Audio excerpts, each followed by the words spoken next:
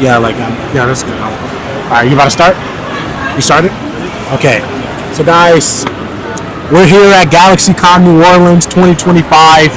I'm with, I don't want to call you a legend because that implies like you're not in your prime anymore, but you are still in your prime. I'm definitely not in my prime anymore. He's in his prime, guys. He's just being humble. We have Christopher Prius. How you doing today? I'm doing well. How are you? I'm doing great, man. We were just talking. I got a bunch of books signed by him. You know what I'm saying? I've been, like the real ones know, I've been super excited to do this and be here today. So I'm gonna ask you, like, what do you want to talk about? Usually, I lead the conversation. I want to say, like, what do you like to talk about first? Like, of like your new works that you're doing, or you're gonna get right into Marvel Knights: The World to Come, or I don't know if there's a whole lot I can tell you about Marvel Knights with the World to Come, except issue 2 will be on sale on the 19th. Yeah. So hopefully that's when people will stop beating up on me. Yeah, I think that's next week. It should be released. Yeah. So when it comes to issue 1, what was the creative process with Joe Quesada? Like, if you could kind of like talk about that too, like with this series, because a lot of people don't know that, like, you wrote this a long time ago and stuff. Yeah. Well, the Black Panther movie was in production, and I wanted to do something with Black Panther that would be in print when the movie came out. Right. So I contacted Marvel about it, and we were talking with the editor about. Well, I was talking to the editor about doing that, and I ended up doing a story for the Black Panther annual that year. Right. And that was all I wanted, was a little Black Panther something that would be in print when the movie came out. Right. Then Joe Quesada contacted me because he heard about it, that I was, lurking about trying to get a Black Panther thing done. And he advised me that they were working on I believe it was 20th anniversary Marvel Knights project. Right. So basically this became sort of Joe's idea to build out a project that would be part of a larger thing, a larger Marvel Knights thing. Right. And that's pretty much how it got started. So I always thought this would be Joe Quesada's project, and I would be kind of assisting Joe a little bit, with the project. But over the course of the working relationship, Joe was like, no, you're the writer, you take the wheel this week or whatever. But it became a kind of collaborative back and forth process on developing the story and shaping it. And it just, it took Joe a while to draw it because, at the time Joe was running Marvel, right. Among other things. And it really wasn't until he retired that he had enough time to really invest in it and get the book ready for publication. Yeah, it definitely was worth the wait because, like I told you before, to me, this is Joe Quesada, easily his best work ever. And he did amazing work in the past. So it's like, and he inked this too, right? Yeah, that's all him. Wow, that's it's beautiful. And then Richard Eisenhoff did the colors. And I was nervous about anybody coloring the thing. I thought, wow, the black and white was so strong. Right. That I probably would not have wanted it to be colored. I kind of wish they would release it in black and white so you can get to see it in black and white as well. Nothing against Richard, by the way. I thought Richard did a fabulous job, and in fact he put a lot of my fears to rest. When I actually saw the color and saw what he was doing, and I said, oh, I see what Joe is talking about now. The guy's terrific. Right. Even underrated. Who's the designer who did the text and stuff that's in the book? Has a unique style, like almost cinematic. Well, now I'm really embarrassed because I should know it is. His credits in the book there. Oh yeah. But yeah, there is a designer that Joe is working with. Joe had a particular vision for it, for how the book should be designed. And we have a lot of chapter pages, title pages that start. Yeah, those are awesome. That looks like right out of a movie. The designer. Well, it is. It's Joe, and I couldn't. Tom Muller. There you go. Tom Muller did the design part. The title pages are kind of an homage to a film that I can't call the title of now, but it's a famous movie that did something like that had these massive titles. Every time you had a scene change, it'd be like, scene change, screen goes black, and there are these massive, words on the screen that would tell you what the location was and, what the time stamp and all that stuff.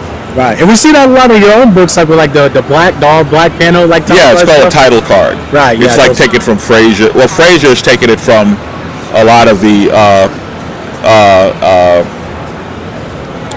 old serials and things like that from like the 1940s. That style of like the title card allows you to leave a scene as early as possible, right, and enter a scene as late as possible, which allows me to cram more stuff into the story. Right.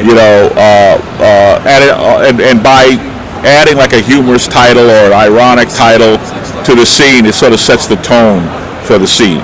Right, absolutely.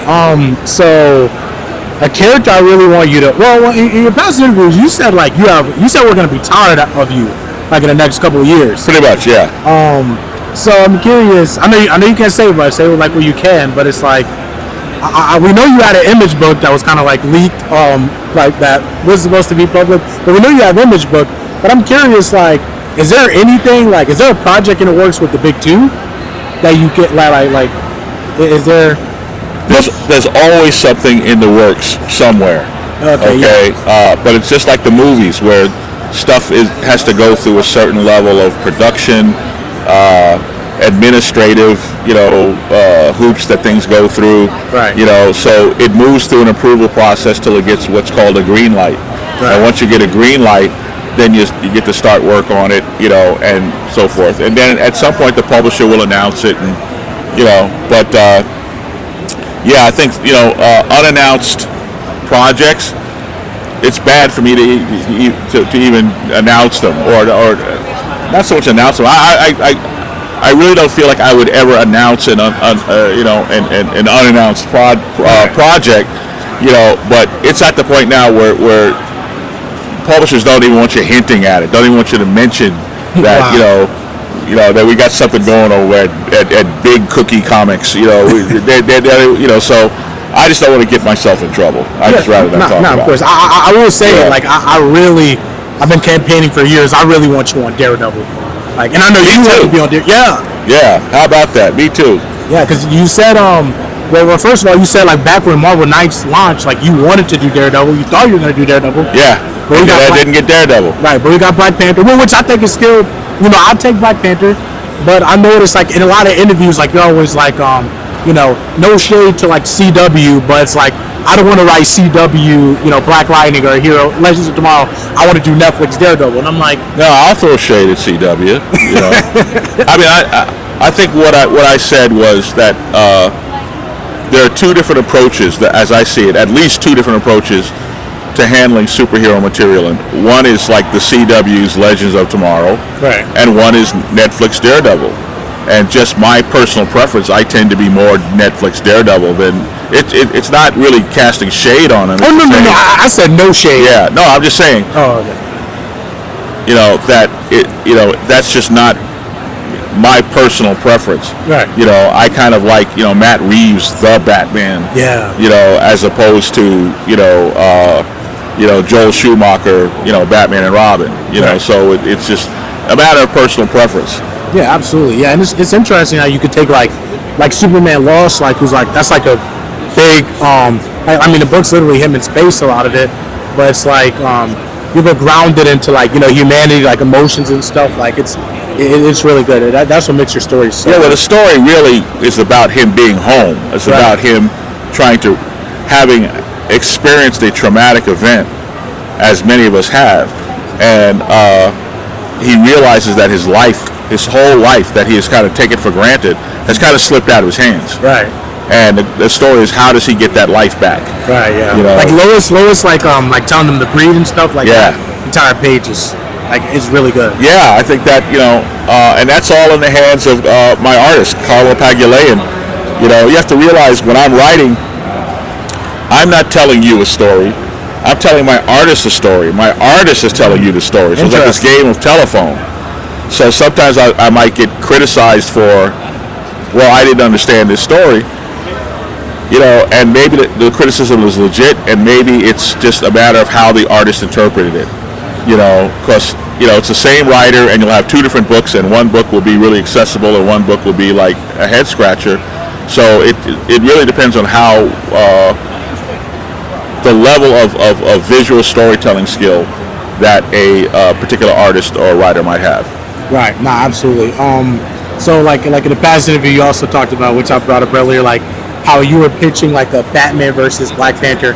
I'm curious, if you were writing that, I feel like I know what your answer might be, but like, who do you think would win in a fight between Batman versus Black Panther? See, I'm never thinking about a fight. I always think about like a contest of wills. Thank you.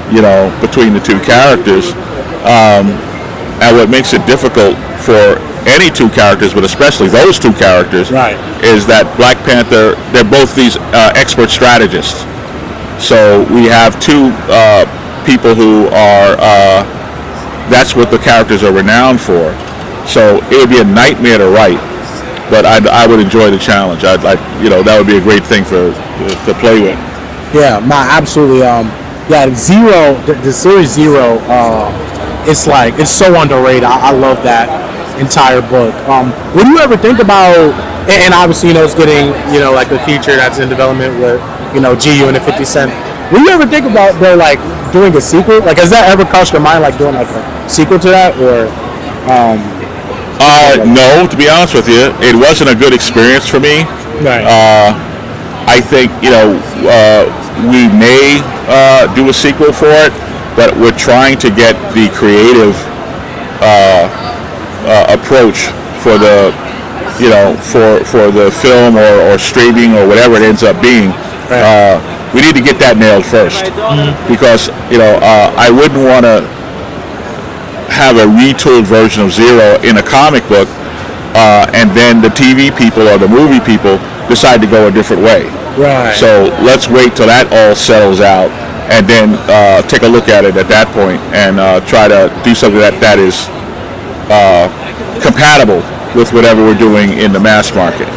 Right. Yeah. No, for sure. Yeah. Because I love that series so much, and you did say eventually it would kind of be reprinted, or like something like a new collected edition in them. Yeah, I think that's the plan.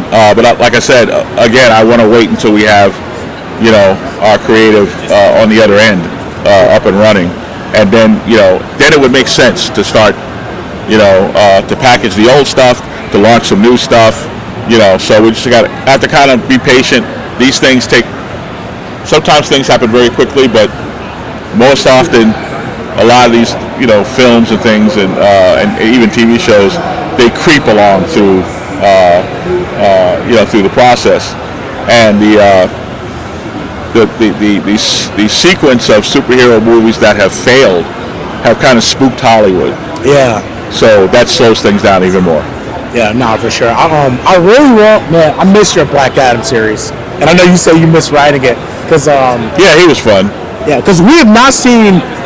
I want to call him White Adam so bad, because I know you said that was like a joke and stuff, but it was a joke. Yeah, and so was the cape. They keep, every time I see Bolt, he's talking about Bolt now. Every time I see Bolt pop up somewhere in DC, he's wearing a cape. Bolt does not wear a cape. He hates the cape. Every time he says the word Shazam, he turns into Bolt, and he's got this cape on. And the first thing he does is take this stupid cape off. He's not. Brothers don't wear capes. He's not going to wear a cape. What, okay. T'Challa kind of wear a cape? That's different. That's ceremonial. That's right. He's a king. That has a whole different vibe to it. Right. But this is like a kid from a 22, 23-year-old kid. He doesn't wear a cape. He wears a jacket. He wears like the Rays jacket. Right. Something similar to that. But every time I see him show up, he's got the cape on. And I know they want to call him White Adam, and I'm going, oh God, can't you folks tell when I'm joking? The White Adam thing was a joke. The cape was a joke. Stop it. Oh my! I really want to. That's another. I want to see you write everything. Like I keep saying everything, but Well, I'm getting older. You got to take your pick here.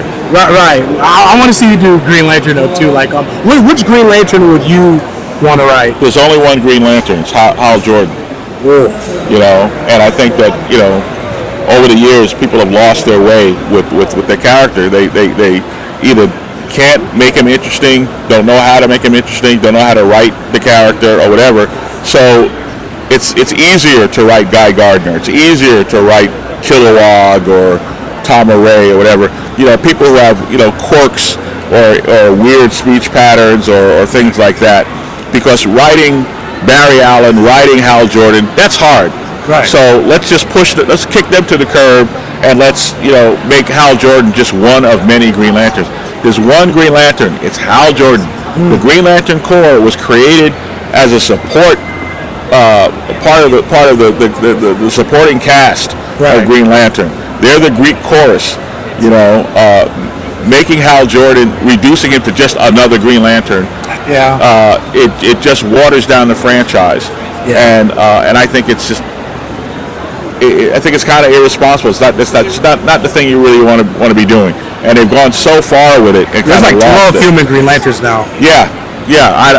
No. There's one Green Lantern, and if I ever get, control of the franchise, I'd make that point. Is just, wipe everybody else out, or give everybody else a timeout or whatever, and let's put the focus back on where it belongs. Absolutely. I don't think shifting everything to Kyle Rayner or Jessica or all these other Green Lanterns or Guy Gardner, I don't think that solves the problem. I don't think it makes things interesting. I think it just flattens everything into like this generic, anybody can be a Green Lantern. Right. You're not a big fan of John Stewart? John Stewart was created to be the substitute Green Lantern, and that's who the guy should be. Right.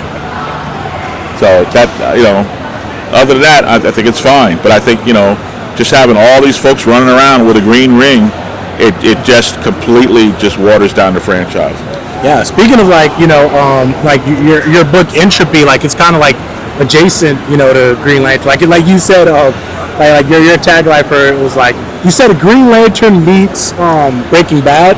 And you were like, this is Green Lantern of DC, had balls or like stuff like that. Well, yeah, it's more of a grown-up approach. Heavy Metal is a grown-up book, so it just kind of, the concept is not dissimilar, except that he's not being governed by some sort of police force or whatever. Right. But it's just basically what happens when a human being gets ultimate power. Right. So it's not unlike Solar, Man of the Atom, or any number of heroes that worked in that vein. Yeah, absolutely. Hey, we're going to need to wrap up. I'm sorry, because we're keeping those guys waiting. Yeah, absolutely. Yeah. It was great talking to you. Not a problem. Yeah. Okay, thanks for having me. Appreciate it. Yeah, absolutely. He's the best.